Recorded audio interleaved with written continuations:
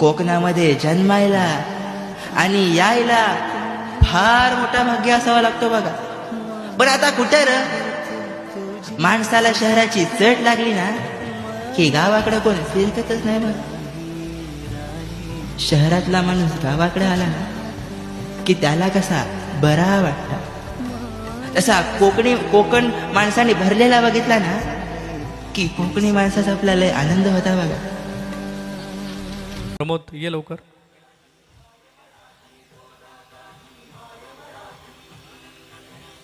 ग्रामीण मराठी साहित्य संमेलनाच्या निमित्ताने युवकांना देखील व्यासपीठ मिळावं, युवकांनी अभिव्यक्त व्हावं. महाविद्यालयीन किंवा माध्यमिक वयातच त्यांनी चांगल्या पद्धतीने आपले विचार सक्षमपणे आपले विचार मांडावेत.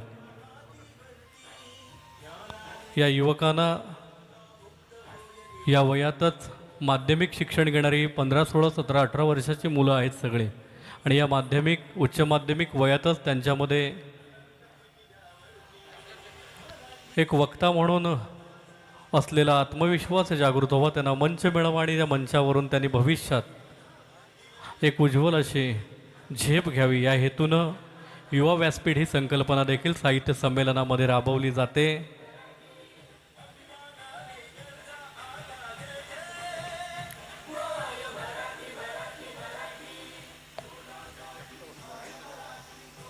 या सर्व युवा व्याख्यात्यांना या ठिकाणी मानाचा फेटा बांधत आहेत. अर्थातच संघाचे अध्यक्ष सुभाष लाड सर.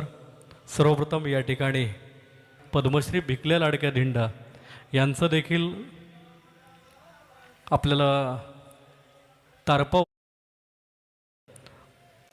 कोकण साहित्य कला संस्कृती परिसंवादामध्ये निधी पटवर्धन मॅडम, त्यांच्यासोबतच वैद्य पार्थ काळे प्रोत्साहन घेऊन वेगवेगळ्या साहित्यिक मंचावरती असेल किंवा विविध मंचावरती एक उत्तम वक्ते म्हणून सादरीकरण करावं, या हेतूने आपल्याला प्रोत्साहन मिळावं. म्हणूनच आदरणीय संघाचे अध्यक्ष सुभाष लाड सर यांच्या शुभ हस्ते आपण फेटा बांधून घेत आहात.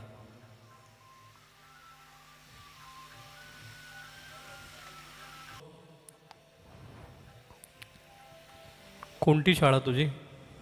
BK बिर्ला कॉलेज कल्याण. अच्छा, म्हणजे तू ज्युनियरला आहेस तर प्रथम वर्ष 11वी सायन्स. प्रथम वर्ष विज्ञानमध्ये BK बिर्ला कॉलेज कल्याणमधून हा विद्यार्थी या ठिकाणी दाखल झाला. जरा जोरात टाळ्या वाजवल्या पाहिजे. शुभम, मला सांगशील, तुला ज्या वेळेला सरांचा फेटा बांधेपर्यंत मी तुझ्याशी संवाद साधणे मला इच्छा झाली, म्हणून की तुला ज्या वेळेला समजलं की बाबा आपल्याला राजापूर लांजा तालुका नागरिक संघाच्या ग्रामीण साहित्य संमेलनात सहभागी व्हायचं आहे, याची विचारणा तुला कोणी केली? कसं तू इथपर्यंत आलास? काय प्रवास आहे मधला?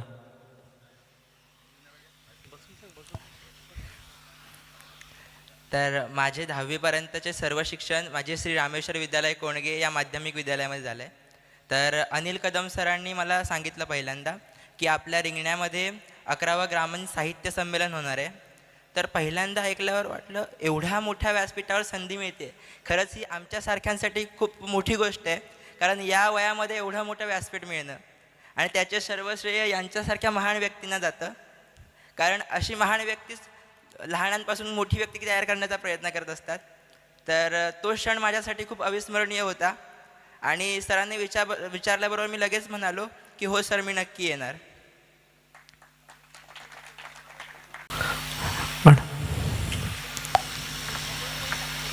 तू वक्ता म्हणून या ठिकाणी शुभम आलायस. शुभमकडे. हॅलो. तू याच पंचकृषीतल्यास नावेरी नदीच्या पवित्र भूमीत तुझं बालपण गेलं आहे. आज तू मुंबईला गेलायस, महानगरात गेलास, तिथे शिक्षण घेतोयस. आज कोणत्या विषयावर तू सादरीकरण करणार आहेस? मी पु ल देशपांडे लिखित अंतू बर्वा ही कथा सांगणार आहे. अरे वा, जरा जोरात टाळ्या वाजवायला पाहिजेत. पुलंची अंतू बर्वा आपल्या मातीत परत एकदा सादर होणार आहे आणि आपल्या मातीतला कलाकार हा शुभम आम्हाला ते ऐकवणार आहे. थोडंसं दडपण आलंय, तशी सवय आहे त्यामुळे, आणि मी ही एक संधी म्हणून बघतोय की एवढ्या महान व्यक्तींसमोर बोलण्याची संधी मिळते. नक्कीच सवय आहे, दडपण आहे, पण ही संधी बघतोय. दडपणाला संधीत पाहणं मसूरकर सर. आणि कुठला पॉझिटिव्ह अप्रोच किंवा सकारात्मक दृष्टिकोन असला पाहिजे. लतिका, पोटोबा भरलेला आहे, छान जेवण भोजन शाळेत झालेलं आहे. बैठकीमध्ये पंक्तीमध्ये बसून त्याचा आस्वाद घेतल्यानंतर अंतू बर्व्यांच्या कथेपासूनच आपण सुरुवात करायची. काय म्हणताय? बरं, जरा जोरात टाळ्या होऊ देत शुभमसाठी. शुभम सादर करतो या ठिकाणी पु ल देशपांडे लिखित अंतू बर्वा.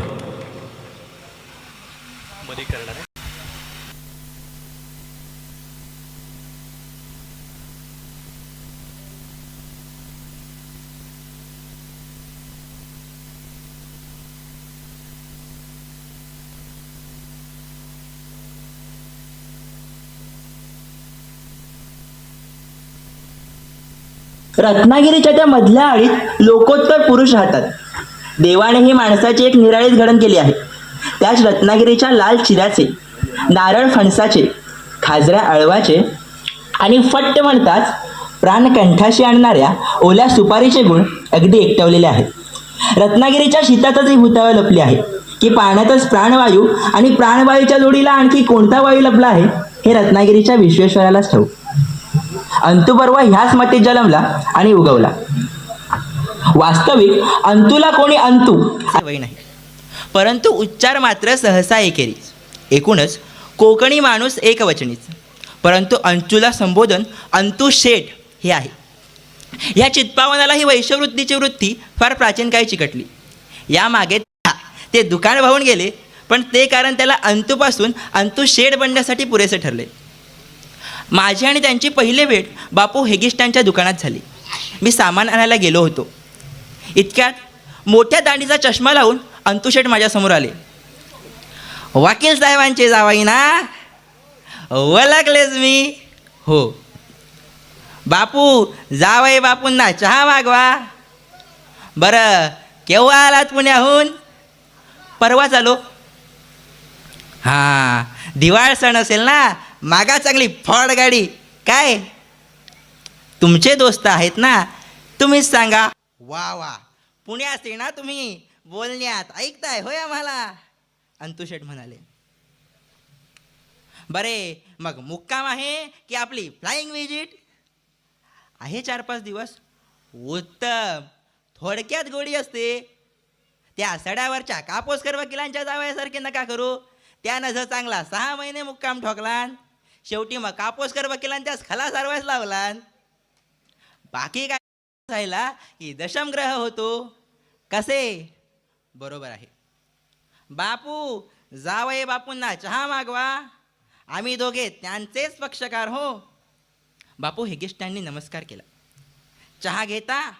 नाही, नको. रत्नागिरीला किती उकडतंय. अहो, रत्नागिरीत उकडायचंच. आता आमच्या रत्नागिरीत थंड हवा असती तर शिमला म्हणालो नसतो आमच्या गावास, अंतुशेठ म्हणाले. इतक्यात बापू हेगिस्टांनी मागवलेला चहा आला. अंतुशेठनी चहाचा कप माझ्या हातात दिला आणि त्या चहाच्या रंगाकडे बघत चहा देणाऱ्या मुलाला म्हणाले, रत्नागिरीच्या समस्त म्हशी तुर्तास गाभण काय रे झंपिया? आता चहा दूध कमी आहे हे त्यांना सरळ सांगता आले असते. अहो, पण अंतुशेठच काय, यांच्या आळीतल्या सगळ्यांचे बोलणे हे असेच तिरके. माझी आणि त्यांची ओळख आता 10-12 वर्षांची. मी त्यांना चांगला ओळखायला लागलो होतो. त्यांच्या पायात करकरती वहाण, कमरेला पंचा, खांद्यावर पैरणी. त्यांच्या पायात करकरती वहाण, कमरेला पंचा, खांद्यावर पैरणी, एका हातात दांडी आणि दुसऱ्या हातात फणस घेऊन, रे गोविंद भटा, टाकतोस काय रे दोन डाव? किंवा ए परांजप्या, जागा आहेस की झाला तुझा अजगर? असे म्हणत पत्त्याचे भिडू गोळा करणाऱ्या मंडळीत मीही गुंतून गेलो. आता वर्षातून एखाद दुसरी फेरी रत्नागिरीला घडे. प्रत्येक फेरीला एखादा मेंबर गयाल्याचे कडे. अंतुशेठ, अहो ते दामू काका कुठे दिसले नाहीत? कोण? दामुनिया ना? तो चैनीत आहे. वरती रंभा त्याच्या टकल्यावर तेल तापते आणि उर्वशी पंख्यान वारा घालते म्हणतात. म्हणजे वाघाचे पंजे. अहो, त्याची रत्नागिरीसून बदली झाली. आकाशाकडे बोट दाखवून अंतुशेठ म्हणाले, काय? कळाले नाही. अहो काय आता दामून येणार गेला म्हणून पेपरात का बातमी देणार. हा, केसरीत तेवढा आला होता, गृहसंस्कार झापून प्रेमळ मन मिळावू धर्मपारायण होता असा. आता दामून येणार कसला प्रेमळ. अहो ताटीवर आडवा झाला तरी कपालावरची आटी काय गेली नाही बघा. आणि हा प्रेमळ, अहो घरात उकडताय म्हणून खल्ल्यात झोपला ता तिथंच गेलेला आढळला. हा पुण्यवान माणूस आषाढीच्या दिवशी गेला वैकुंठ लोकी. अहो आषाढी एकादशीला 2 पालख्या निघाल्या रत्नागिरीसून, एक इट्टलाची आणि दुसरी दामून येण्याची. अहो एकादशीच्या दिवशी दामून येणा गेला आणि विजयादशमीस आमच्या दत्तू परस्परांशी उल्लंघन केला. इजा गेला तिजा गेला. हा, आता विजयाच्या मरणाची तेवढी वाट बघताय. खांदा मिश्किलपणे उडवत अंतुशेठ म्हणाले, ह्यांच्या इथले सगळे बोलणारे हे असेच. कोणाचं चांगलं झाल्याचं सुख नाही, वाईट झाल्याचं दुःख नाही, जन्माचं सोयर नाही, मरणाचा सुतक नाही, गाण्याचा तिटकार नाही आणि रुचीही नाही. खाण्यात चवीपेक्षा उद्भरण हाच स्वच्छ हेतू. नशिबामध्ये अश्वत्थामा घरच्या कपाडाच्या दुधाची वाटी, अश्वत्थामा घरी दुधाचे पीठ झाले. यांच्या नशिबामध्ये भगवंताने नारळाचा कल्पवृक्ष दिलेला, पण त्यातही खोबऱ्यापेक्षा करवंटीची सलगी अधिक. अशी ही मंडळी. आता अंतुशेठचा आणि माझा परिचय तसा जुना, परंतु त्यांच्या कौटुंबिक परिस्थितीविषयी मला काही फारसे ठाऊक नव्हते. एकदा अण्णांकडून बोलताना ऐकले होते की त्यांना मुलगा आहे. काय, अंतुशेठला मुलगा आहे? अहो आहे म्हणजे चांगला कलेक्टर आहे. काय कलेक्टर? होय, भायखळ्याच्या स्टेशनावर तिकिटा गोळा करतो. अण्णा म्हणाले, मग बापाला सांभाळत नाही काय तो? अहो सांभाळतो, त्याला पण त्याचा संसार आहे. त्यात BPCIला JIPची डबी जोडलेली. आता यांचे जर शब्द गोळा केले ना तर एक नवा शब्दकोश तयार होईल. BPCIला JIPचा डबा जोडलेला म्हणजे आंतरजातीय विवाह. त्यामुळे अंतुशेठच्या स्नान संध्येची पंचायत होते. अच्छा, अहो एकदा गेला होता सगळा अपमान पासून आपल्या नातवाचं तोंड बघाय गेला पावले परतला. हा, दिवाळी दसऱ्यात येतं दी. आता राजकारण हा आमच्या अंतुशेठचा हातचा विषय. एकदा कोकणामध्ये भयंकर दुष्काळ पडला होता. हा, तसा कोकणामध्ये नेहमीचा दुष्काळ. पण ह्या दुष्काळाच्या वेळी नेहरूंची स्वारी गावामध्ये आली होती. सारेजण नेहरूंची भाषणं ऐकायला गेले. लोकमान्य खोली आणि खाट. आता काय गंगाधर पंतास दृष्टांत झाला होता, तुझ्या बायकोच्या बोटी लोकमान्य जन्मास येणार आहे म्हणून. आणि मी म्हणतो पुरावा काय, लोकमान्य टिळक त्या खाटीवर जन्मला ते काय त्याच्या आईशी जे बाळणपण केला ती सुईन होती साक्षीस. अहो घेतला नाही कुठली तरी खातानी दिला नाही डोकं. लोकमान्य या खाटीवर पहिला टॉईंग केला म्हणून पुरावा काय आहे. जा तुझ्या आईशीच विचारून ये, त्या लोकमान्याच्या जन्मास 100 वर्ष झाली. तुझ्या आईशीच विचार, तुझ्या खाटीवर जन्मलास ती खाट कुठं आहे. जा आजीच विचार आणि मग मला सांग टिळकाच्या आणि त्या नेहरूच्या गोष्टी. कोणत्या तत्वज्ञानाचा अर्थ ही मंडळी प्यायली देव जाणे. अर्ध्यापेक्षा जास्त मंडळी मनी ऑर्डरवर जगतात, त्यातून दावे लढवतात आणि त्याचंच आपलं आयुष्य घालवतात. एकदा गावामध्ये गांधीजींचा विषय निघाला. अंतुशेठ परत म्हणाले, अवा कसला गांधी, सगळा जग फिरला पण आमच्या कोकणात काय आला नाही पक्का तो. त्याला पक्का ठाऊक, इथं त्याच्या पंचाचं आणि दांड्याचं कौतुक कोण करणार नाही, कारण इथं आम्ही सगळं पंच वालं आणि त्याच्यापेक्षा उघडं. हा, त्याचं तिसरं शस्त्र म्हणजे उपासाचं. आता तुपाशी खाणाऱ्याला उपाशी माणसाचं कौतुक, आम्हाला काय त्याचे, इथे अर्धे कोकण नेहमी उपाशी. आणि जर स्वराज्याचं म्हणाल ना तर स्वातंत्र्य ना तिलकामुळे मिळालं, ना इंग्रजामुळं मिळालं, ना त्या सावरकरामुळे मिळालं. मग स्वातंत्र्य काय आकाशातून पडलं? ते कुठून पडलं तर तुम्ही बघा. अहो 150 वर्ष भारत लुबाडल्यानंतर लुबाडण्यासारखं काय राहिलंच नाही. हो लुबाडायचं तेवढं लुबाडला नाही, शेवटी त्यांचा धंदा पडायच लागलं म्हणून गेलं. तर बाकी काय नाही, नाही तर कशा गेलं असतं. अहो कुंभार गेला मडकी घेऊन आणि तुम्ही बसावं किडा फुकीत. हे मात्र बरोबर बोलले. कोकणातल्या त्या मधल्या आडीच्या माडाच्या झाडाखाली ही मंडळी तत्वज्ञान सांगू लागली ना की मन हुरुहुरू लागतं. अहो या समाजवादाच्या नुसत्या गप्पा येतो गप्पा. अहो कसला समाजवाद नाही कसला काय. अहो इथं एका आंब्याचं पान नसतं दुसऱ्यासारखं. अहो ब्रह्मदेवाच्या घरी सगळी भांडी निराली, मग माणसाची नशिबा कशी सारखी होतील. एक वेळेस मानला आला तुमचा तो समाजवाद आणि गेला पण पांडुसूत्राच्या परसवातनं. आली कोकण रेल्वे आणि गेली पांडुसूत्राच्या परसवातनं. म्हणून काय तर पांडुसूत्राचा गेलेला हात परत येणार आहे काय. कसेल त्याची जमीन आणि पिसल त्याची दिसल त्याची पिशवी, त्याचा पांडुसूत्रास काय फायदा. अहो तुमची कोकण रेल्वे आमच्या कोकणात आली म्हणून काय त्या सड्यावरच्या त्या कापूसकर वकिलाचा गेलेला डोळा परत येणार आहे.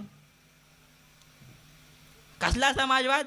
अहो राम राज्यात हनुमान केवढा मोठा राम भक्त, म्हणून काय रामान त्याचा शेपूट उठून आपल्या पाठी जोडला नाही. शेवटी तो राम नरच राहिला आणि हा वानरच राहिला. असे म्हणताना मात्र अंतुशेठच्या तोंडावरती लक्ष्मी नांदत असे. नाही जावई बापू, चुकीचा म्हटला तर चुकीचा बोला. तुम्ही वयात माझ्यापेक्षा लहान आहेत पण शिक्षणात थोर आहेत. चुकीचा म्हटला तर चूक म्हणा मला. नाही, तुम्ही अगदी योग्य बोलताय. मध्ये 5-6 वर्षात काही रत्नागिरीला फारसे येणे जाणे झाले नाही, परंतु रत्नागिरी एकदम झाकपाक झाला असं ऐकून होतो. रत्नागिरीत लाईट आली, कॉलेज आले, डांबरी रस्ते आले. मग म्हणावं जाऊया आपल्या रत्नागिरीला. गेलो रत्नागिरीला. अंतुशेठला म्हणालो, काय अंतुशेठ तुमची रत्नागिरी एकदम झाकपाक झालं असं ऐकलं. काय तुमच्या घरी आली की नाही वीज. अहो वीज आणि ती कशाला. अहो या इझीमध्ये बघायचं आहे काय, आमच्या तडा गेलेल्या भिंती आणि पडीक कौलं. अहो हे आमचं दारिद्र्य बघायला ना लाईटीची गरज नाही. आमचं हे दारिद्र्य अंधारातच बरं आहे. असे म्हणताना अंतुशेठच्या दातांचा मात्र अन्नगोगट्या झाला होता. असे हे अंतुशेठ. आता मी इंग्लंडला जाणार होतो. त्याच्या आधी एकदा जाऊन भेटून यावं म्हटलं अंतुशेठला. आता मात्र अंतुशेठचं वय 75च्या आसपास असावं. अंतुशेठ मला म्हणाले, जावई बापू तो सडावरचा तावडे गेला होता विश्वेश्वराला, गंगा पण फिरून आला म्हणतात. तिकडून माझ्यासाठी गंगेच्या पाण्याचा गडू शीलबंद करून घेऊन आला. आता पुढच्या खेपेस याल तेव्हा हाच गडू शीलबंद माझ्या घशात टाकायच लागल. हे वाक्य माझ्या कामात घुमत होतं. पुन्हा 6 महिन्यांनी मी गेलो रत्नागिरीला. बघतो तर काय, अंतुशेठ होते म्हणजे शीलबंद फोडायची गरज नाही लागली. मी इंग्लंडला जाणार होतो. त्याच्या 1 दिवस आधी अंतुशेठ आले. जावई बापू तुम्ही इंग्लंडला जाताय असं ऐकलं. कॉंग्रॅच्युलेशन बरं का. आता तुमच्याशी इंग्रजीतच बोलायला पाहिजे. बरे तो कोहिनूर तेवढा बघून या. माझी आपली उगीचच इच्छा. मला काही बघता आला नाही हो. तुम्ही मात्र बघून या. मी मेल्यानंतर ना माझ्या पिंडात जर कावळा शिवला नाही ना तर कोहिनूर कोहिनूर म्हणून ओरडा. शिवल बघा तो. आलो ते कामच राहिलं. हे घ्या विश्वेश्वराचा अंगारा आहे. तुमचा विश्वास नाही हे माहीत आहे मला, पण विमानातून जायला हा काय जड नाही. आणि जावई बापू कोकणामध्ये जन्मायला आणि यायला फार मोठा भाग्य असावा लागतो बघा. पण आता कुठं र माणसाला शहराची चट लागली ना की गावाकडं कोण फिरकतच नाही बघा. शहरातला माणूस गावाकडे आला ना की त्याला कसा बरा वाटता. तसा कोकण माणसाने भरलेला बघितला ना की कोकणी माणसाचा आपल्याला लय आनंद होता बघा. हा आपला कोकण आहे, आपणच जपायला पाहिजे. ह्या कोकणावर मात्र आपलं लक्ष राहू द्या. मी गाडीमध्ये बसलो. गाडीतून मागे वळून बघितलं तर अंतुशेठ आपले डोळे पुसत होते. अशी ही कोकणातील मंडळी. जास्त पिकल्याशिवाय गोडी नाही. नारळ वरुता कठीण परी अंतरी जीवन. अशी ही कोकणी माणसं. पिकल्याशिवाय गोडवा येत नाही. धन्यवाद.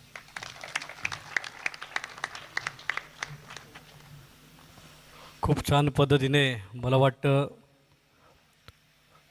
शुभम याने या ठिकाणी पुलंच्या लेखणीतून अजरामर झालेलं एक व्यक्तिमत्व म्हणजे अंतू बर्वा याची मांडणी केली. बाहेरून रागीट तिकानंतर आपण जातोय शुभमकडे. शुभमचा आपण या ठिकाणी गौरव करतोय, त्याला सदिच्छा देतोय. शुभम नाटेकर.